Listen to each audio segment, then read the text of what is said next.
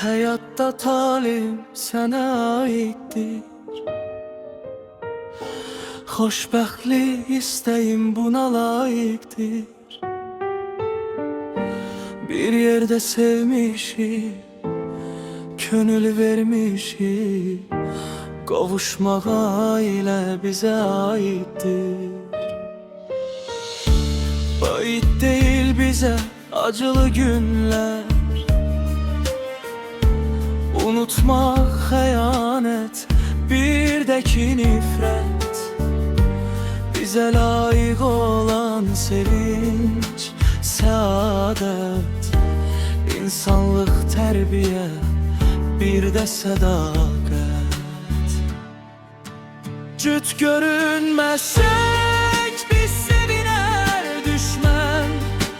Qıraqdan baxacaq mən çəkəndə qəm. Səni sevirəm mən, həm düşünürəm. Ən böyük xoşbəxtlik bizə aiddir. Cüt görünməsək biz sevinər düşmən.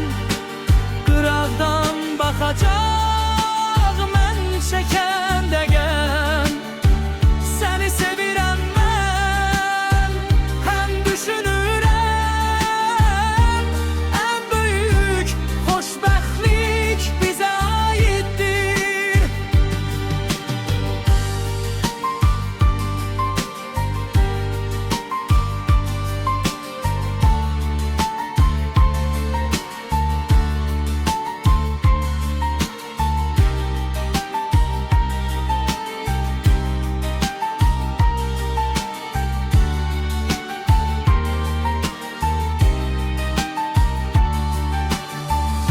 Sənin olacam mən ya tez ya da geç.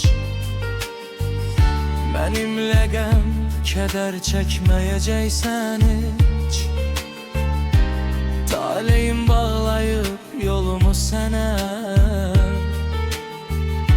Səni bu qəlbimdən silməyəcəm heç. Cüt görünməsək biz sevinər düşmən. Qıraqdan baxacaq mən çəkəndə qəm. Səni sevirəm mən, həm düşünürəm. Ən böyük xoşbəxtlik bizə aiddir. Cüt görünməsək biz sevinər düşmən. Qıraqdan baxacaq